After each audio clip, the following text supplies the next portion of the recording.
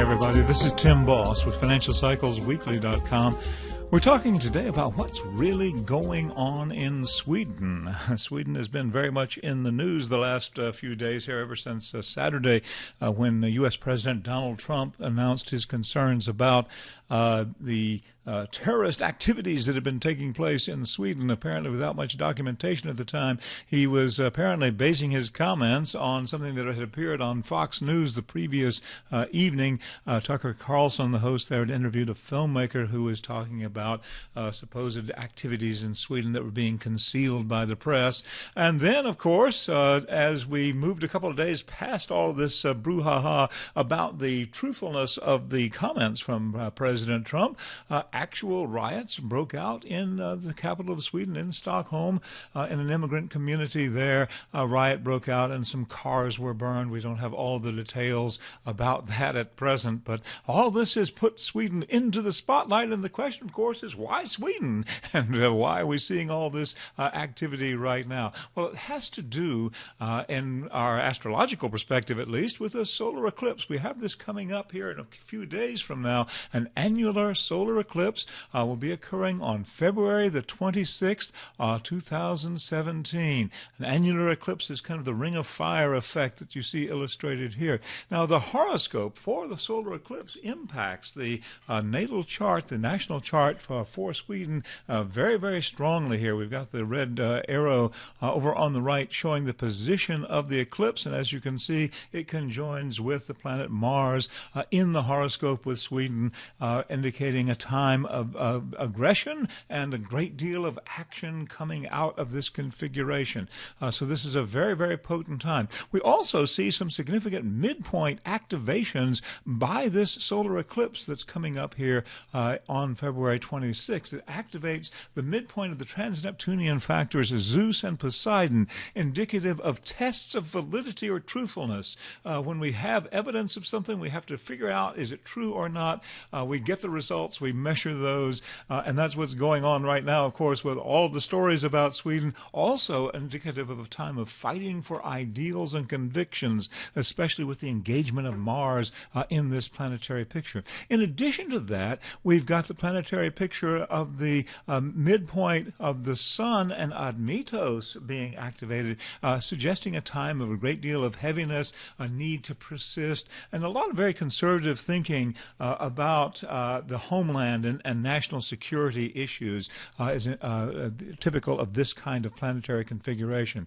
Now, all of this is based on the eclipse activation of the national horoscope of Sweden, but there is more to it than just that. As we mentioned, we do have this solar eclipse coming up on February 26th. This is an eclipse that's part of a long series of eclipses. Eclipses tend to act in series intervals of about 18 years apart.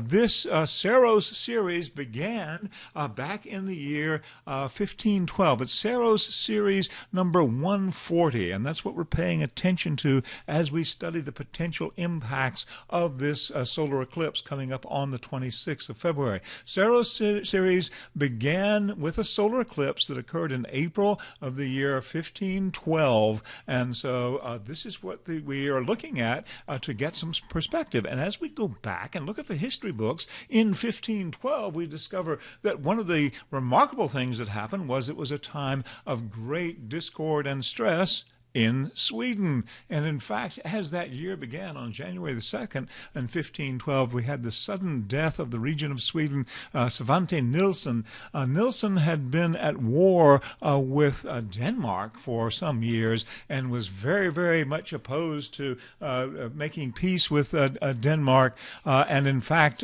toward the end of 1511, the council in Sweden told him that he would have to leave office. He refused to leave office, and then right at the beginning of 1512, he suddenly died. He was apparently visiting a silver mine that he had some interests in, and then there was this kind of mysterious death that occurred. As soon as he died, the miners and other people who were supporters of Nilsson immediately sent out a letter across the entire land saying, now what we need to do is put his his son in place as the new regent. His son was Sten Sture the Younger, and that was he was to be the designated heir for Nilsson. But that didn't actually happen. Instead, another fellow was put in charge, Erik Arvidsson Trolle. He was elected as Regent of Sweden to replace Svante Nilsson. Now, Trolle had been in favor of continuing the war with the Danes, but he suddenly reversed his opinion and announced to the council that he was now in favor of unification with Denmark. That's what they wanted to have. So basically, under false pretenses, he was named as the new Regent of Sweden, and that didn't last very long for him. He was ousted after just 6 months in office, and then in his place, on the 23rd of July of that year, Sten Sture the Younger was named as the new regent. So the matter was settled, and Sture the Younger was put in his place. But that was not entirely a harmonious affair. We read in the history books here about that occasion that both parties remained in arms against each other. And after the council had announced that Sten Sture the Younger, they were holding a celebration, and there was actual bloodshed that occurred during the celebration of the new regents ascending to the power in Sweden. He's one of the nobles there who was pro-Danish, skewered one of the others with his sword, and so the fighting continued to go on among these factions in Sweden at that time. So it was a very, very volatile year for Sweden in 1512, at the beginning of this eclipse cycle. Treachery, deception, questionable elections, international disagreements, in this case between Sweden and Denmark, and how to handle those kinds of things, violent power struggles. All of these were characteristic of the kinds of events that were triggered at the beginning of this Saros Series 140. Now, these eclipses repeat themselves, and after 505 years, rather, the motifs of this Saros series are still in play today. Of course, we're seeing that playing out right now in Sweden, and it's certainly true in international affairs as well.